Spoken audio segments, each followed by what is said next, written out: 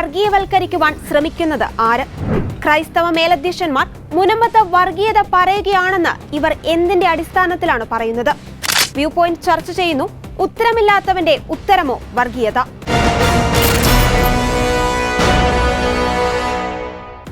എറണാകുളത്തെ മുനമ്പം, ചെല്ലാനം, കൊച്ചിയിലെ മതിലകം, കണ്ണൂരുള്ള തളിപ്പറമ്പ്, വയനാട്ടിലുള്ള മാനന്തവാടി, തലപ്പുഴ, പടിഞ്ഞാറത്തറ, വൈത്തിരി, മുട്ടിൽ, തൃശൂർ ചാവക്കാട്, പാലക്കാട്ടെ കൽപ്പാത്തി, തോണി, നൂറണി എന്നിവിടങ്ങളിൽ വഖഫ് നിലവിൽ നോട്ടീസ് അയച്ചു കഴിഞ്ഞു.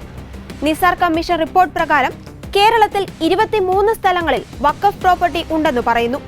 നാളെ നിങ്ങളിരിക്കുന്ന സ്ഥലവും വഖഫ് അവകാശവാദം ഉന്നയിച്ചേക്കാം. ഈ നീരാളിപ്പിടുത്തത്തിൽ മുനമ്പം ജനതയോടൊപ്പം അന്നും ഇന്നും ഇനി നാളെയും സഭയുടെ ഇടയന്മാർ ഉണ്ടാകും. നാട്ടിലിറങ്ങുന്ന ചെന്നായ്ക്കളുടെ ഇടയിൽ നിന്നും കുഞ്ഞാടുകളെ രക്ഷിക്കുവാൻ അവർ തന്നെ ജീവനും രക്തവും നൽകി അവസാനം വരെ കൂടെയുണ്ടാകും. ആ ഉറപ്പ് സീറോ മലബാർ സഭയുടെ ഇടയൻ മാർ റാഫേൽ തട്ടിൽ പിതാവ് തന്നിട്ടുണ്ട്. എനിക്കൊരു കാര്യം നിങ്ങളോട് പറയാൻ ആഗ്രഹമുണ്ട്. മന്ത്രി പറഞ്ഞതിന്റെ പേരിൽ എൻ്റെ വസ്ത്രം ഞാൻ ഊരിമാറ്റുമെന്ന് നിങ്ങൾ കരുതുന്നുണ്ടോ? ഞാൻ നിൽക്കുന്ന ആശയങ്ങൾ മാറ്റുമെന്ന് ഞാൻ വിചാരിക്കുന്നുണ്ടോ? അപ്പം അതുകൊണ്ട് തന്നെ എനിക്ക് നിങ്ങളോട് പറയാൻ ആഗ്രഹം, ഈ ലോഹയിട്ടവർ വന്നതിൻ്റെ പേരിൽ ഞങ്ങൾ ഇവരെ സംബന്ധിച്ചിടത്തോളം ഇവരുടെ ഇടയന്മാരാണ്. ഞങ്ങൾ നേതൃത്വം കൊടുക്കുന്ന ഈ ജനങ്ങൾക്ക് അനുഭവപ്പെടുന്ന കഷ്ടപ്പാടുകൾ, ആ പ്രശ്നം പരിഹരിക്കാനായിട്ട് ഇവരുടെ കൂടെ ഞങ്ങൾ നേതൃത്വത്തിൽ നിൽക്കുന്നില്ലെങ്കിൽ ഞങ്ങൾ ഒറ്റുകാരാകും. ഞങ്ങളുടെ ഉത്തരവാദിത്വം ഞങ്ങൾ ഒഴിഞ്ഞു മാറുക.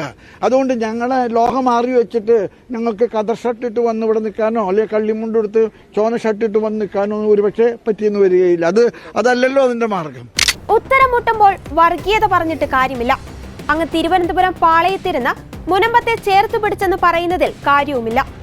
മിനിറ്റുകൾക്കുള്ളിൽ തീർക്കാവുന്ന പ്രശ്നമേയുള്ളൂ ഇതെന്ന് പറഞ്ഞ് വലിച്ചു നീട്ടുന്ന അവസരവാദികൾ മുനമ്പത്തൊന്നു വന്ന് മിനിറ്റുകളോ മണിക്കൂറുകളോ എടുത്ത് ഇതൊന്ന് തീർത്തു തരിക. അതല്ലാതെ നിങ്ങളുടെ വർഗീയതയുടെ കാർഡൊന്നും ഇവിടെ വിലപ്പോവില്ല. ഇക്കാര്യത്തിൽ കേരളത്തിന്റെ പൊതുമനസ്സൊരുപോലെ ചിന്തിക്കുന്നുണ്ട്. ഇവിടെ പറഞ്ഞില്ലേ, മുസ്ലിം സംഘടനകൾ ഒന്നിച്ചു കൂടിയപ്പോൾ പലരും ഓർത്തു കേരളത്തിൽ വളരെ വേഗം തന്നെ ഒരു ക്രിസ്ത്യൻ മുസ്ലിം യുദ്ധം ആരംഭിക്കാൻ പോവുകയാണ്. മുനമ്പത്തെ പ്രശ്നത്തിൽ ആളിക്കത്തിപ്പിക്കാൻ വേണ്ടി പ്രകോപനത്തിന്റെ ഭാഷയിൽ ഈ മുസ്ലിം കൂട്ടായ്മ സംസാരിക്കുമെന്ന് എല്ലാവരും ഓർത്തു. പക്ഷെ വളരെ ശ്രദ്ധേയമായ സംയമനമാണ് നമ്മൾ കേട്ടത്. ഈ വിഷയത്തിൽ ഞങ്ങളുടെ വികാരം സമരം ചെയ്യുന്ന അവിടുത്തെ സഹോദരങ്ങളുടെ കൂടെയാണെന്ന് ഒറ്റക്കെട്ടായി ഒരേ സ്ഥലത്തിൽ പറഞ്ഞു എല്ലാ മുസ്ലിം സംഘടനകളും. സുഹൃത്തുക്കളെ, ഇതാണ് കേരളം. ഇതാണ് കേരളത്തിന്റെ മഹത്വം.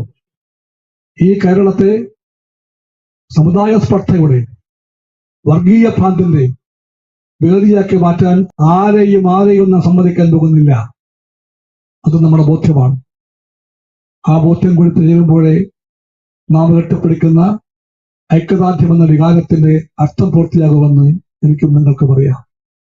ഇതേ പുസ്തകം പറയുകയാണ് രാഷ്ട്രത്തിന്റെ മൂന്നാമത്തെ ആഭ്യന്തര ശത്രു കമ്മ്യൂണിസ്റ്റുകാരാണെന്നാണ്. അങ്ങനെ ഒന്നുണ്ട് നാട്ടിൽ. ഒരു വിചാരധാരയാണ്.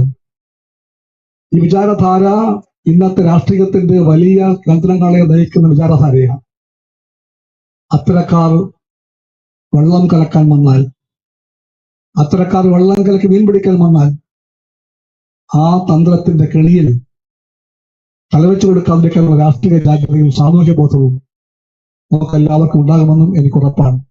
എല്ലാ സഹോദരങ്ങളും കേൾക്കുവാൻ വേണ്ടി ഉറപ്പിച്ചു പറയുന്നു, നമ്മളെല്ലാം അവരുടെ കൂടെയായിരിക്കും. ലക്ഷ്യം നേടുന്നവരെയും അവകാശങ്ങൾ സ്ഥാപിക്കപ്പെടുന്നവരെയും അവരുടെ കൂടെ നമ്മളെല്ലാവരും ഉണ്ടാകും. മുനമ്പത്ത് നടക്കുന്നത് പച്ചയായ അനീതിയാണെന്നുള്ളതിൽ ആർക്കും സംശയമില്ല. അനീതിക്കെതിരെ ശബ്ദം ഉയർത്തുന്നവരെ വർഗീയവാദികളെന്ന് മുദ്രകുത്തി പറഞ്ഞോടിക്കാമെന്ന് കരുതിയിട്ടുണ്ടെങ്കിൽ നിങ്ങൾക്ക് തെറ്റി. അത്തരം പച്ചില പാമ്പുകൾ കാട്ടി വിരട്ടി ഓടിക്കാമെന്ന് ഇവിടെ ആരും കരുതേണ്ട. ക്രൈസ്തവ സമൂഹം ഒന്നാകെ മുനമ്പം ജനതയോടൊപ്പമുണ്ട്. ന്യൂനപക്ഷങ്ങളെ പ്രതിനിധീകരിക്കേണ്ട മന്ത്രി പരിഹാരത്തിന് ശ്രമിക്കാതെ ഇവിടെ നടക്കുന്നത് വർഗീയതയാണെന്ന് പറയുന്നതിൽ എന്തടിസ്ഥാനമാണുള്ളത്? നിങ്ങൾ പ്രതിനിധീകരിക്കുന്നവരുടെ പ്രശ്നം പരിഹരിക്കുവാൻ ശ്രമിക്കുന്നില്ല എന്ന് മാത്രമല്ല, അതിന് ശ്രമിക്കുന്നവരെ കൂടി പിന്തിരിപ്പിക്കുവാൻ ശ്രമിക്കുന്നത് ആരുടെ അജണ്ടയ്ക്ക് കൂട്ടുനിന്നാണ്? സഭയുടെ ഇടയന്മാർ നിങ്ങൾക്കതിനുള്ള ഉത്തരം നൽകിയിരിക്കും. നിങ്ങളിൽ ഒരാൾക്ക് പോലും ഒരു പോറല് പോലും ഏൽക്കാതെ നിങ്ങളുടെ അവകാശപ്പെട്ട ഒരു തരി മണ്ണ് പോലും നഷ്ടമാകാതിരിക്കാൻ ഞങ്ങൾ എല്ലാവരും, എന്ന് പറഞ്ഞാൽ അത് ജാതിയുടെയും മതത്തിന്റെയും വിഷയമായി പലരും ഇതിനെ ദുർവ്യാഖ്യാനം ചെയ്യാൻ ശ്രമിക്കാറുണ്ട്. ഇവിടെ ഏത് ജാതിയുടെ ഏത് മതത്തിന്റെ കാര്യമാണ് നിങ്ങൾ ഇവിടെ സംസാരിക്കുന്നത് എന്ന് ഞങ്ങൾക്ക് മനസ്സിലാകുന്നില്ല.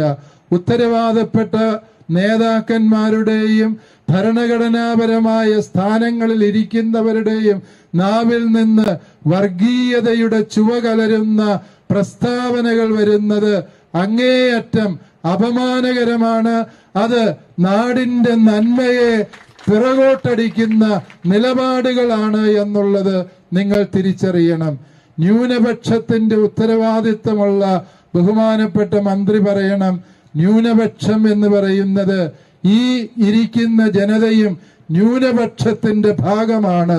ഈ ജനതയുടെ അവകാശം കൂടി സംരക്ഷിക്കാനാണ് അങ്ങയെ ന്യൂനപക്ഷ ക്ഷേമ വകുപ്പ് മന്ത്രിയാക്കി ഈ സംസ്ഥാനം നിയോഗിച്ചിരിക്കുന്നത് എന്ന വസ്തുത വിസ്മരിക്കരുത്. അത് വിസ്മരിച്ചുകൊണ്ടുള്ള സംസാരമാണ് പലപ്പോഴും കഷ്ടതയും വ്യഥയും അനുഭവിക്കുന്ന മനുഷ്യരെ ജാതിയും മതവും വേർതിരിച്ച് അവരെ തമ്മിൽ ഭിന്നിപ്പിക്കാനുള്ള ശ്രമം നടത്തുന്നത്. അത് ഭരണഘടനയുടെ ഉത്തരവാദപ്പെട്ട സ്ഥാനങ്ങളിൽ ഇരിക്കുന്നവരുടെ ഭാഗത്തു നിന്ന് ഞങ്ങൾ ഒരിക്കലും പ്രതീക്ഷിക്കാത്ത നിലപാടുകളാണ് എന്ന് പറയാതെ നിവൃത്തിയില്ല.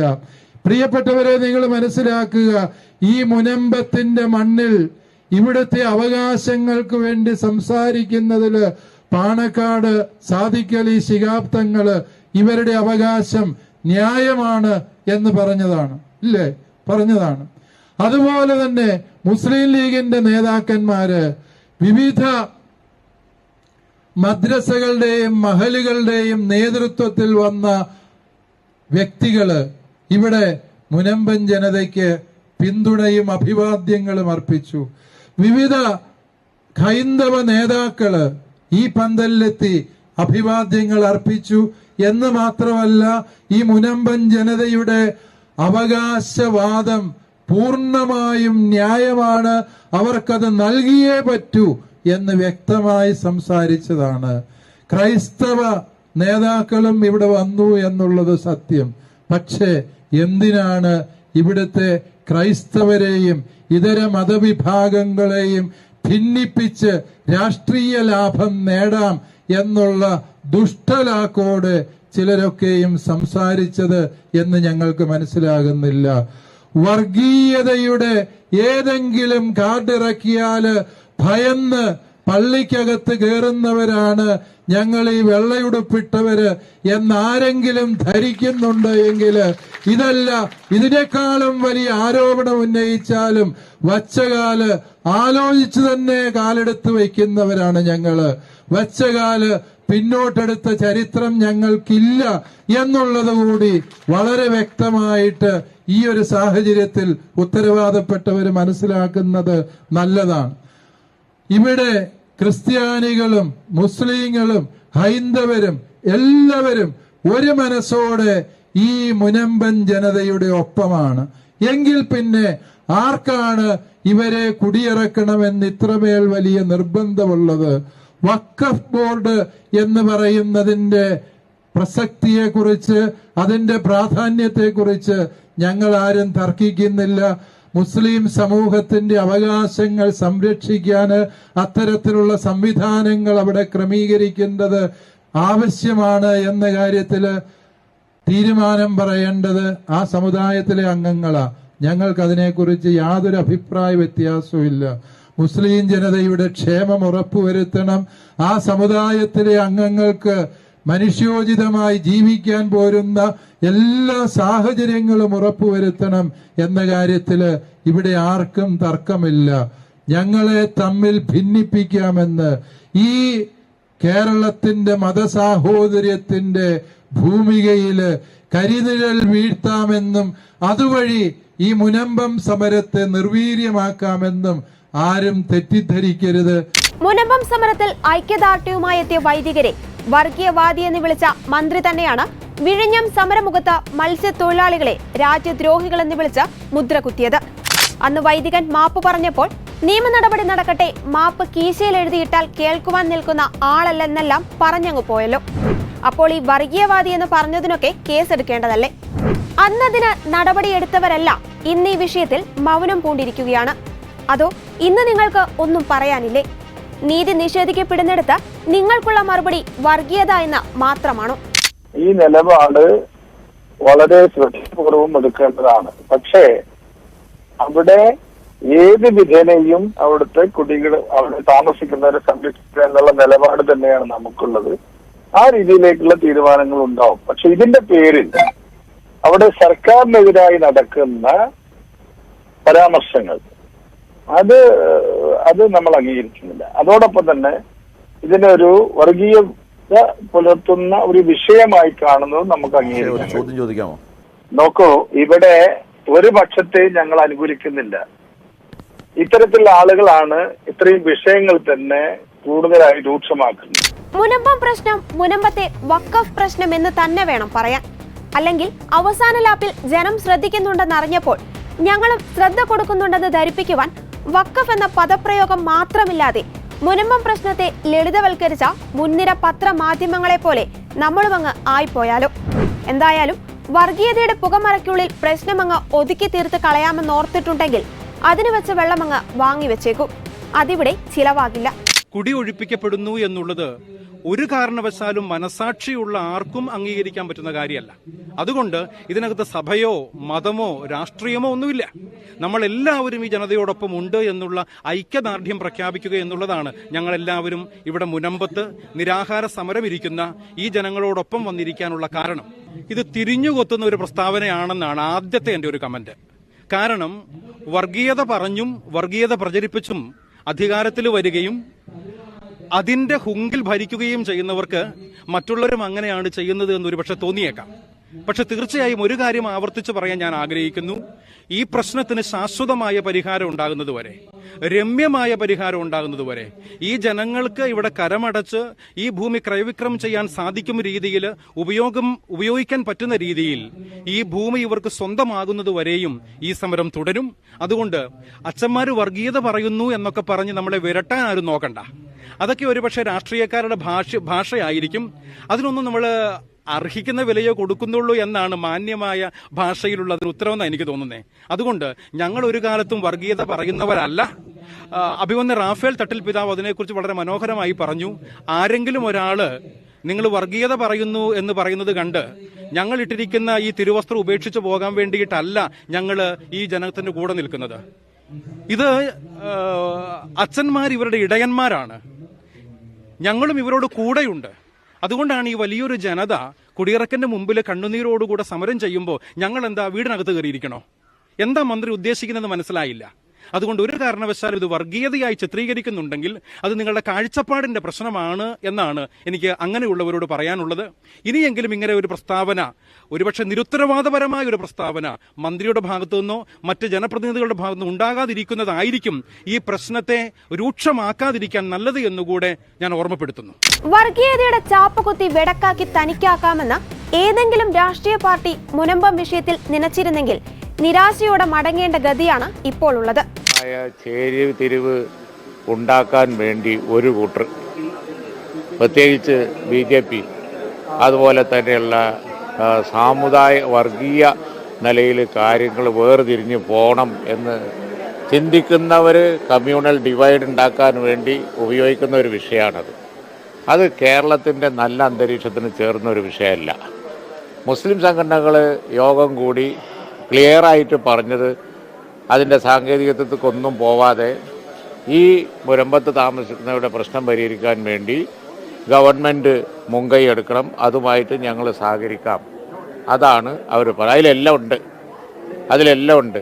ഇനി അതിൻ്റെ സാങ്കേതികത്വം തൂങ്ങി സമുദായങ്ങളെ തമ്മിലടിപ്പിക്കുന്ന ഒരു സ്റ്റാൻഡ് അത് ദയവ് വിചാരിച്ച് വാർത്താമാധ്യമങ്ങൾ അതിനെ പ്രോത്സാഹിപ്പിക്കരുത് എന്നാണ് എൻ്റെ അഭിപ്രായം.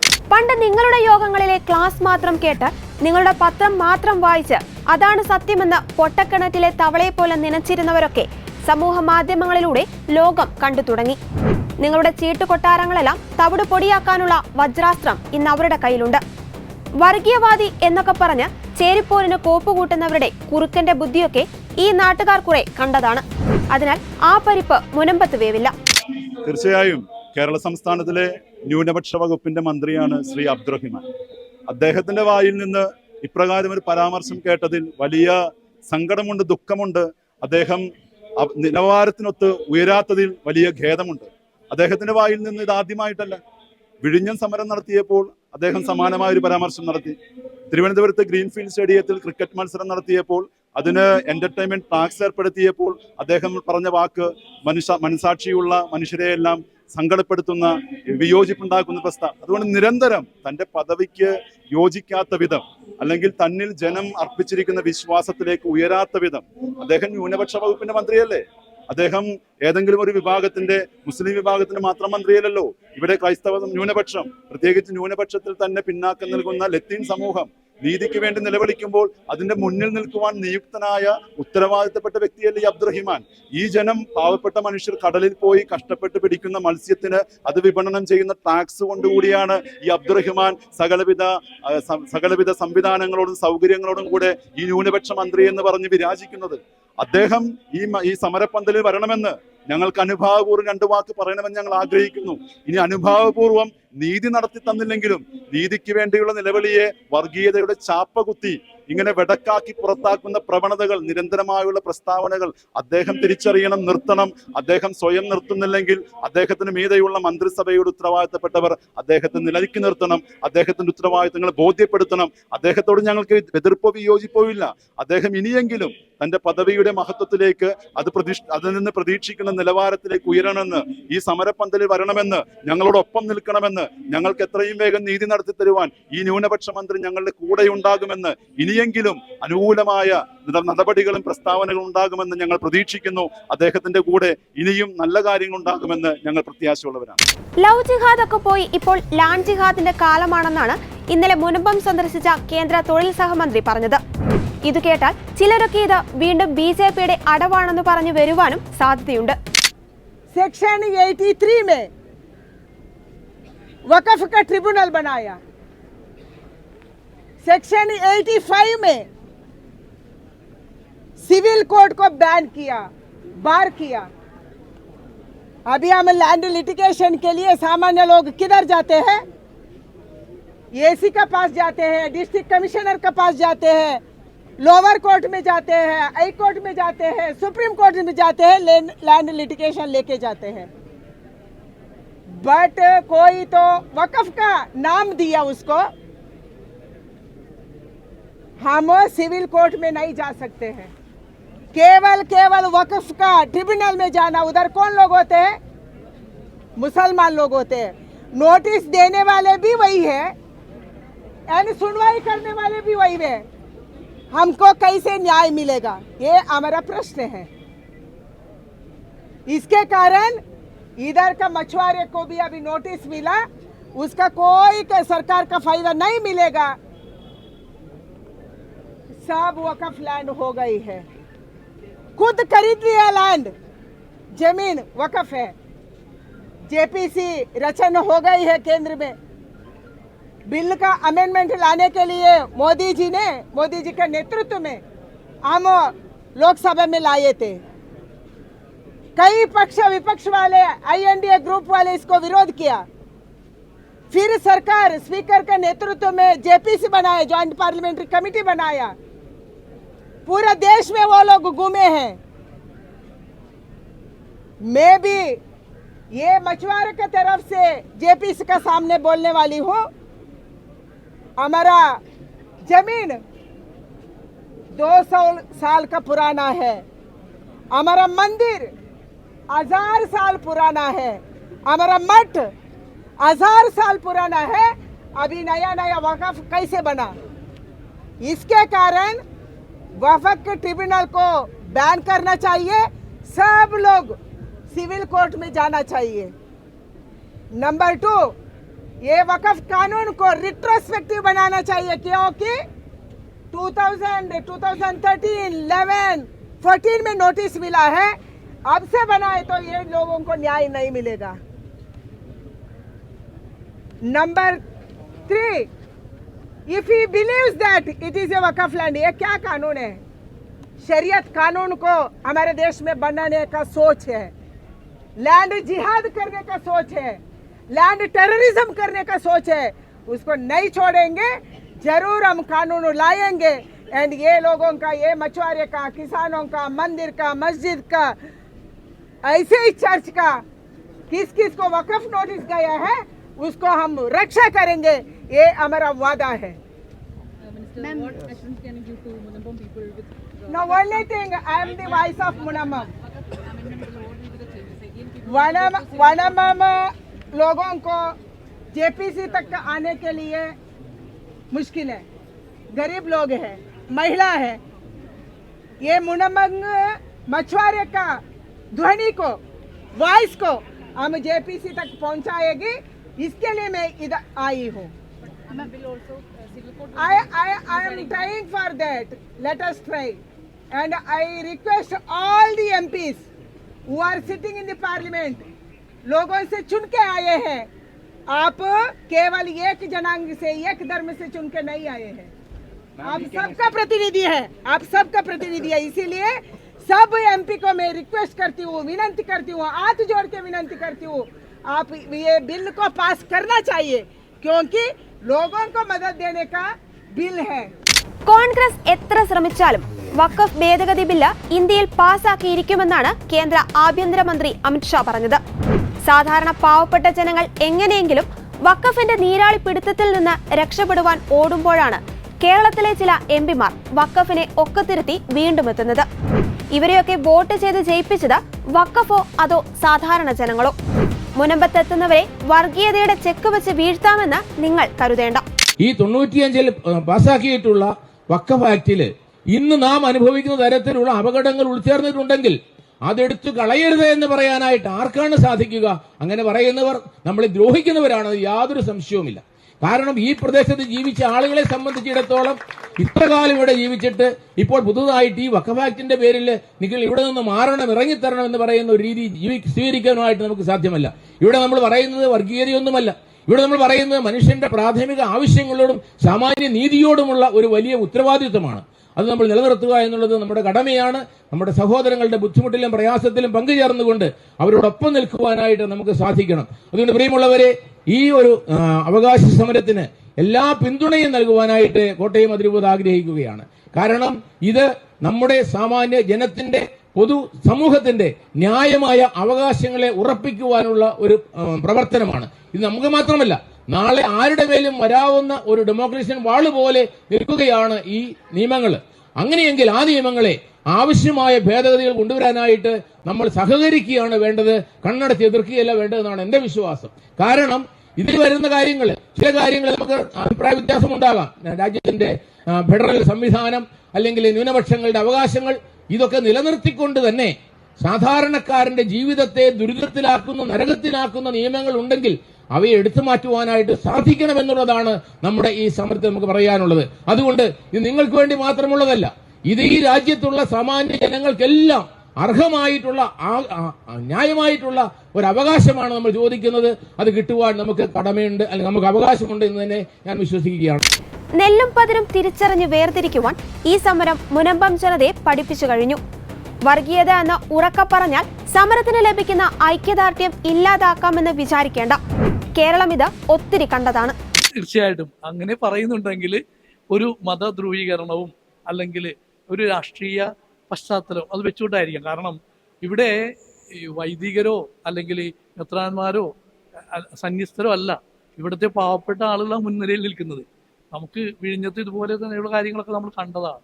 അപ്പോൾ അതുകൊണ്ട് ആ രീതിയിൽ ഇങ്ങനെ വിഘടിപ്പിച്ചുകൊണ്ടുള്ള ഒരു പരിപാടികൾ അത് ഒരിക്കലും നടക്കില്ല. കാരണം ഇവിടെ മുൻനിരയിൽ നിൽക്കുന്നത് പാവപ്പെട്ട ജനങ്ങൾ തന്നെയാണ്. ഞങ്ങൾ കൂടെ നിൽക്കുന്നത് മാത്രമേ ഉള്ളൂ. പക്ഷെ ഇന്ന് ഇപ്പൊ സമരമായിട്ട് വന്നിരിക്കുന്നത് കോട്ടപ്പുറം രൂപതയും വരാപ്പുഴ അതിരൂപതയുമാണ്.